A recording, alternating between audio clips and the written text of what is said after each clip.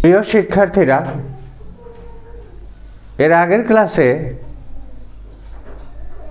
তোমাদের জীববিজ্ঞানের পঞ্চম অধ্যায় সম্পর্কে সামান্য একটু ধারণা দিয়েছি। এখন এই অধ্যায়েরই গাণিতিক সমস্যা নিয়ে আলোচনা করব। এই অধ্যায়ে দুই প্রকার গাণিতিক সমস্যা আছে। তার এক প্রকার গাণিতিক সমস্যা হলো, এখানে লক্ষ্য করো, একজন লোকের ওজন 90 কেজি, উচ্চতা 5 ফিট 4 ইঞ্চি। এই উচ্চতাটা তোমাদের সেন্টিমিটারে বের করে মিটারে নিয়ে যেতে হবে, কিন্তু সেন্টিমিটার দেওয়া থাকবে না। কোনো সময় দেওয়া থাকবে, আবার কোনো সময় দেওয়া থাকবে না। তখন কিভাবে এই ইঞ্চি ফুট থেকে সেন্টিমিটারে নেবে তা তোমরা ভালোভাবে শিখে নাও। লক্ষ্য করো, লোকটা মোটা হওয়ার কোন স্তরে আছে সেটা গাণিতিকভাবে তোমাদের বিশ্লেষণ করতে হবে। খুব মজার ব্যাপার, একদম সহজ উপায়। প্রথমেই তোমরা কি করবে, লোকটার উচ্চতা বের করবে। উচ্চতাটা কিভাবে বের করবে? লক্ষ্য করো, উচ্চতা দেওয়া আছে 5 ফিট 4 ইঞ্চি। এটাকে ফিটটাকে যদি তুমি ইঞ্চিতে নিয়ে নাও, 5 গুণ 12 যোগ 4 এত ইঞ্চি ইকুয়াল টু 64 ইঞ্চি। এই 64 ইঞ্চি পেয়ে গেলাম লোকটার উচ্চতা। এখন আমরা এটাকে যদি 2.54 দিয়ে গুণ করি তাহলে আমরা সেন্টিমিটার পেয়ে যাব। দেখি আমরা 2.54 দিয়ে গুণ করে দেখি যে এটা কত আসে। লক্ষ্য করো,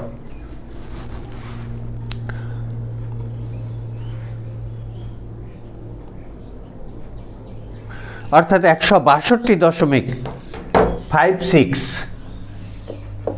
162.56 এত সেন্টিমিটার আসবে। কিভাবে বের করলাম?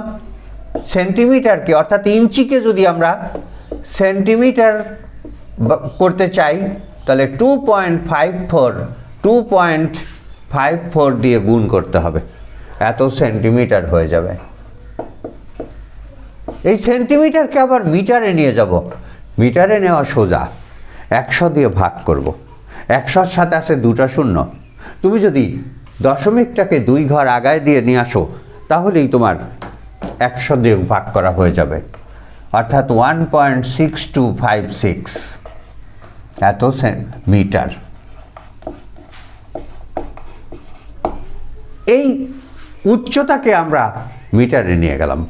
উচ্চতা সেন্টিমিটারে থাকুক কিংবা ফুটে থাকুক কিংবা ইঞ্চিতে থাকুক, যেভাবেই থাকুক না কেন, তোমরা সেটাকে এতে নিয়ে আসবে, অর্থাৎ মিটারে নিয়ে আসবে। এবার সূত্র তো তোমরা জানোই, অর্থাৎ বিএমআই বার করতে হবে আমাদের। লোকটা মোটা হওয়ার কোন স্তরে আছে এটা জানার জন্য আমাদেরকে বিএমআই বের করতে হবে। মনে রেখো, এখানে 2 প্রকারের অঙ্ক আছে, একটা বিএমআই আর একটা বিএমআর। তো বিএমআর সম্পর্কে আমরা পরবর্তীতে আলোচনা করব। বিএমআই নিয়ে এখন আমরা কথা বলছি। তাহলে বিএমআই ইকুয়াল টু কত? ওজন বাই উচ্চতা স্কয়ার। উচ্চতা স্কয়ার। ওজন হচ্ছে 90 কেজি, উচ্চতা হচ্ছে 1.6256 এত। এটাকে যদি এখন আমরা আবার ক্যালকুলেটর ব্যবহার করি তাহলে আমরা এটা পেয়ে যাব।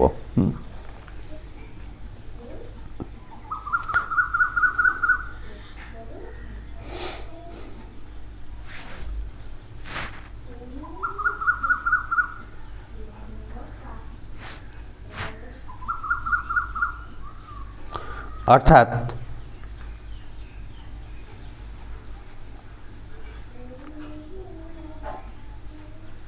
আরেকটা কথা তোমরা মনে রাখো যে এখানে এই ওজন উচ্চতা এটাকে আগে স্কোয়ার করে নিতে হবে।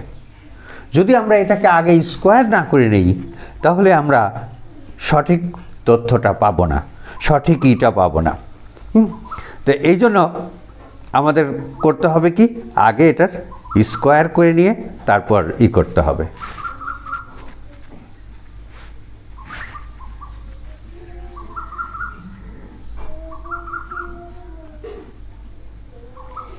অর্থাৎ কত আসছে 90 আর নিচে 2.6425 এই পর্যন্ত রাখলাম। এখন যদি আমরা 90কে এত দিয়ে ভাগ করি তাহলেই আমরা রেজাল্ট পেয়ে যাব।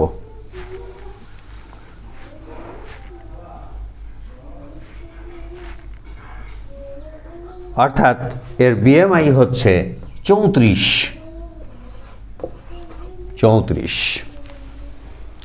প্রিয় শিক্ষার্থীরা, তোমরা জানো যে 18.5 থেকে যদি 25.5-এর মধ্যে বিএমআই থাকে তাহলে সেটা সুস্বাস্থ্যের লক্ষণ।